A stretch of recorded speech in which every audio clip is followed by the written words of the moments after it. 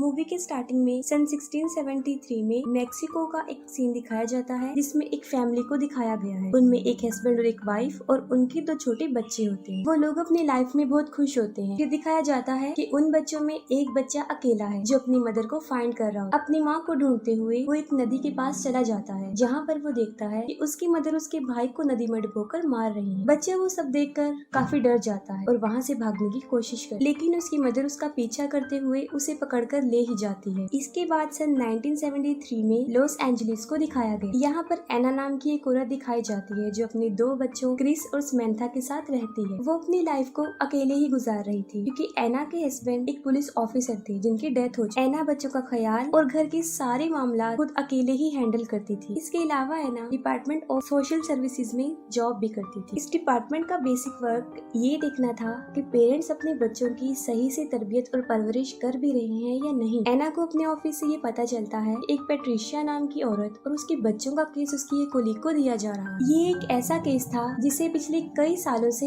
एना ही handle कर रही थी और ये चीज एना को पसंद नहीं आई। तब एना के बॉस उसे समझाते हैं कि एना के ऊपर काम का पहले ही बहुत बर्डन है और यहाँ तक कि उसने अपने बच्चों का ख्याल भी अकेले ही रखना होता है और यही वजह है कि वो केस इसके अलावा किसी और को दिया जा रहा है। मगर फिर भी एना इस पर एग्री नहीं हो। वो कहती है कि मैं पेट्रिशिया को जानती हूँ और वो मेरे ऊपर बिलीव भी करती है और उसके बच्चों को तो मैंने अपनी आंखों के सामने ही बड़े होते हुए देखा है। वो कहती है कि उसके अलावा कोई भी ये केस अच्छे से हैंडल नहीं कर सकता। फिर एना के बॉस उसकी बात पर एग्री हो जाते हैं और वो केस एना को ही दे देते हैं। पेट्रिशिया के बच्चों के स्कूल से कॉल आती है कि वो फिर से स्कूल नहीं आ रहे हैं और यही वजह है कि एना को उनके घर जाना था, जिस पर उसके बॉस उसे कहते हैं कि वो अपने साथ एक पुलिस ऑफिसर को भी लेकर जाए और एना एक पुलिस ऑफिसर के साथ पेट्रिशिया के घर पहुंच ही जाती है। सबसे पहले पेट्रिशिया सबको अंदर आने से मना कर देती है, लेकिन फिर एना उसे बताती है कि वो सिर्फ अकेले ही अंदर आएगी और इस बात पर पेट्रिशिया उसे अंदर आने देती है। एना देखती है कि पेट्रिशिया बहुत बुरी तरह डरी हुई है और वो फिर उससे उसके बच्चों के बारे में पूछती है, जिस पर वो कहती है कि वो सेफ, लेकिन एना को उसके बच्चे नजर नहीं आ रहे होते। फिर एना को एक डोर नजर आता है जिसके ऊपर बहुत ज्यादा आइस की पिक्चर्स बनाई होती है। एना उस डोर के पास जाती है जिसे देखकर पेट्रिशिया बुरी तरह भड़क जाती है। वो एना पर अटैक करती है और उसे मारने की कोशिश करती है। तभी फौरन पुलिस वाला वहाँ पर आ जाता है और पेट्रिशिया को पकड़ लेता है और इसी दौरान एना पेट्रिशिया के गले से एक की निकाल लेती है, जिस पर पेट्रिशिया उसे कहती है कि उस डोर को मत ओपन करो, लेकिन एना दरवाजा खोल लेती है और उस डोर के अंदर पेट्रिशिया के दोनों बच्चे होते हैं। वो दोनों बच्चे भी बुरी तरह काफी डरे और सहमे होते हैं और एना को कहते हैं कि दरवाजा बंद कर वरना वो हमें मार दे। एना को इस बात की बिल्कुल भी समझ नहीं आती कि वो बच्चे ला लोरेना की बात कर रहे हैं। इसके बाद उन बच्चों को चाइल्ड सर्विस शेल्टर में भिजवा दिया जाता है। एना देखती है कि उन बच्चों के हाथ में जलने का निशान है, जिस पर वो बच्चे कहते हैं कि ये उसने ही किया। तब भी एना को समझ नहीं आती कि वो किसकी बात कर रही है। इसके बाद एना अपने घर चली जाती है और रात के वक्त ला लोरेना पेट्रिशिया के बच्चों को पानी में डिबोकर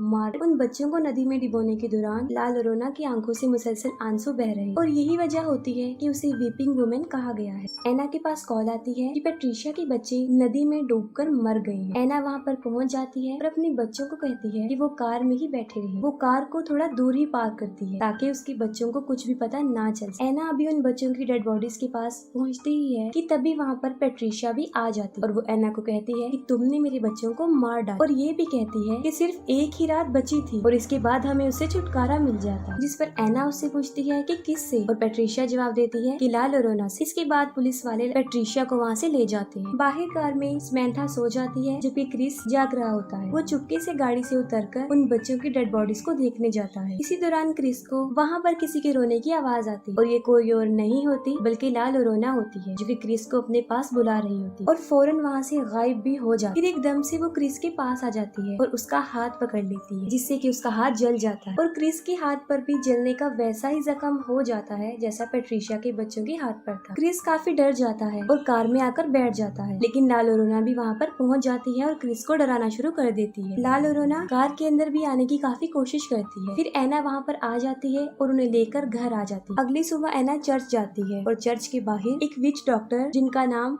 रेफल ओलिवेरा होता है वो खड़े होते हैं। वो अपने जादुई वर्ड्स की मदद से लोगों का ट्रीटमेंट कर रहे होते हैं जिससे कि वो ठीक हो जाते हैं। एना फादर से ला लोरेना के बारे में पूछती है और फादर उसे ला लोरेना के बारे में सब कुछ बता देते हैं। समैंथा जो कि अपने घर में खेल रही होती है और उसे भी वहाँ पर ला लोरोना नजर आती है। ला लोरोना समंथा का हाथ भी पकड़ के उसे कर्स बना देती है और समंथा के हाथ पर भी जलने का जख्म बन जाता है। एना घर आ जाती है और वो देखती है कि समंथा बहुत ज्यादा डरी हुई है। एना उसके हाथों पर जले हुए जख्मों के बारे में पूछती है। तब समंथा झूठ बोल देती है कि मैं कहीं पर गिर गई। फिर एक डिटेक्टिव जिनका नाम कूपर होता है वो एना के घर पर आते हैं, जो कि एना के हस्बैंड की फ्रेंड थे। कूपर एना को बताते हैं कि पुलिस वालों को पेट्रिशिया पर ही शक है कि उसी ने ही अपने बच्चों को मारा है, लेकिन पेट्रिशिया और उसके गवाहों का ये कहना है कि मर्डर के दौरान पेट्रिशिया फुल टाइम चर्च में ही थी। कूपर एना को एक फाइल देते हैं ताकि वो पेट्रिशिया के केस के बारे में थोड़ी सी इन्फॉर्मेशन ले सके। फिर दूसरी तरफ हम देखते हैं रेफल को, जो पेट्रिशिया के घर में होते हैं और ला लोरोना के आंसुओं को कलेक्ट कर रहे होते हैं।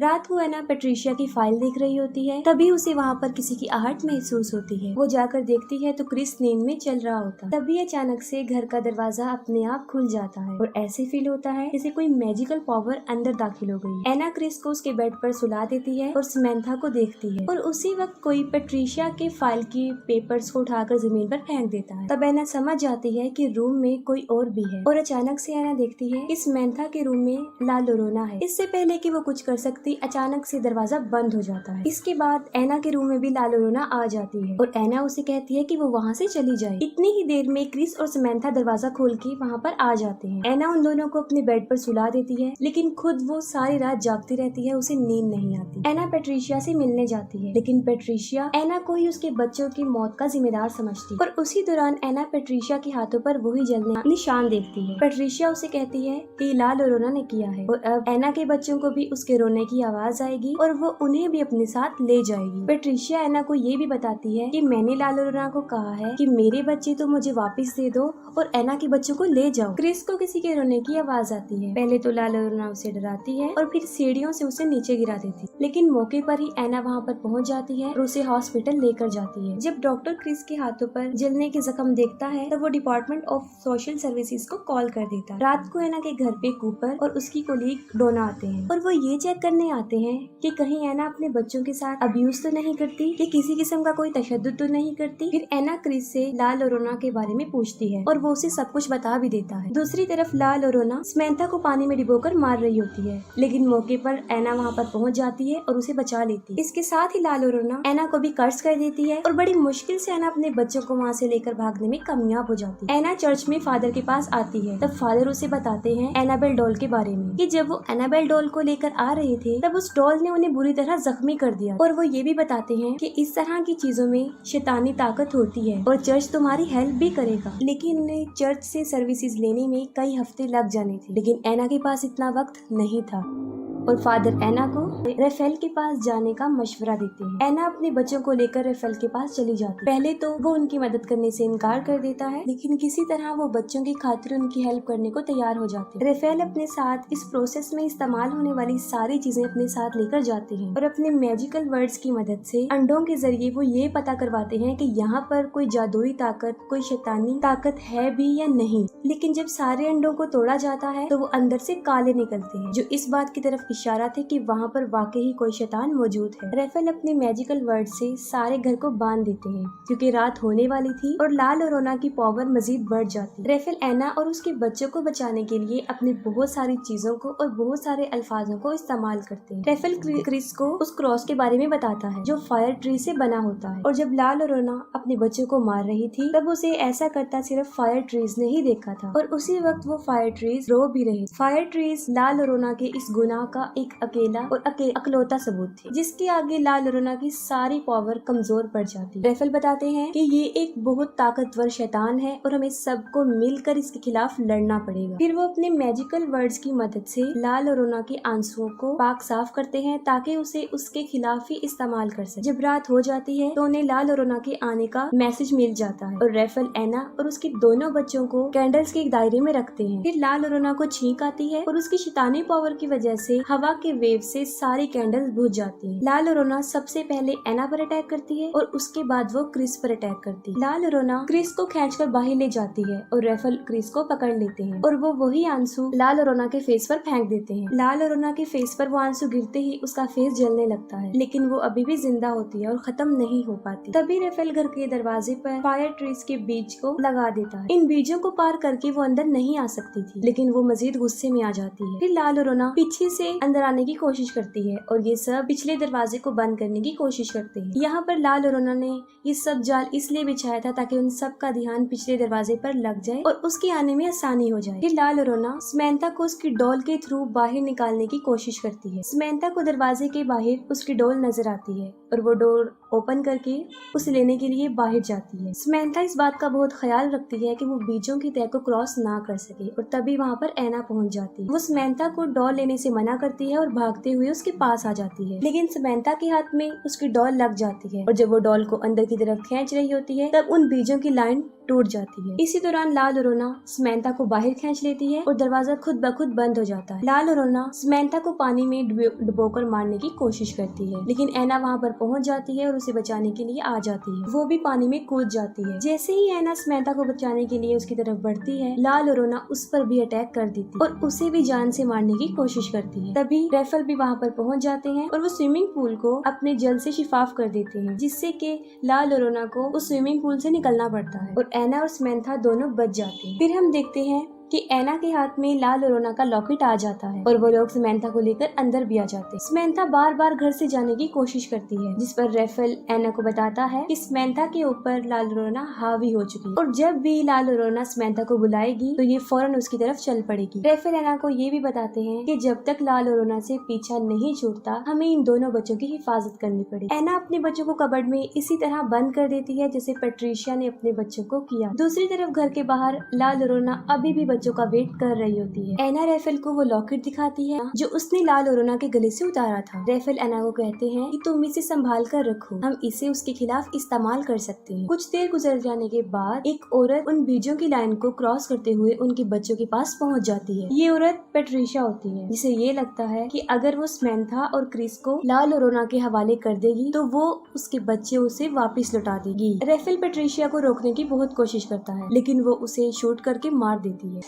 और बीजों की लाइन तोड़ देती है और इसी दौरान लाल और रोना को भी घर के अंदर आने का मौका मिल जाता है। अंदर आते ही पहले वो ऐना पर अटैक करती है और उसे बेसमेंट में फेंक देती है और उसका डोर अपने आप लॉक हो जाता है। फिर वो घर के सारे दरवाजों को बंद कर देती है ताकि बच्चे बाहर ना जा सके। इसी दौरान क्रिस लाल और रोना को वो लॉकेट उठाकर समंथा के साथ ऊपर की तरफ भागता है। क्रिस और समंथा स्टोर में जाकर छुप जाते हैं और लाल और रोना भी उनका पीछा करते हुए वहाँ पर पहुँच जाती है। लाल और रोना उन्हें मारने ही वाली होती है कि क्रिस उसे उसका लॉकेट दिखा देता है। अपना लॉकेट क्रिस के हाथ में देखकर लाल और रोना अचानक से नॉर्मल लेडी बन जाती है। लाल और रोना को वो लॉकेट असल में उसके बच्चों ने दिया था और वो अपने बच्चों की तरह क्रिस को टच करती है और रोना शुरू करती है। साथ में पैट्रिशिया को भी अपनी गलती का एहसास हो जाता है। वो लॉक तोड़कर ऐना को बाहर ले आती है। ऐना भागते हुए ऊपर की तरफ आ जाती है और साथ में उसके रेफेल भी आ जाता है जो कि मरा नहीं होता। दूसरी तरफ लाल और रोना जब क्रिस को टच करते हुए रो रही होती है तो उसके पीछे रखा हुआ मिरर उसका कपड़ा हट जाता है और जब लाल और रोना खुद को शीशे में देखती है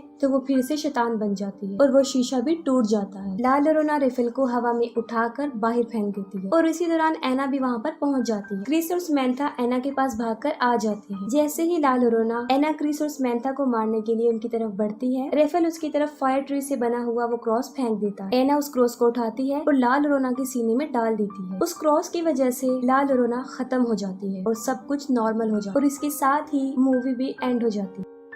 Comes next, I'm just doing my best, even though I'm so stressed out.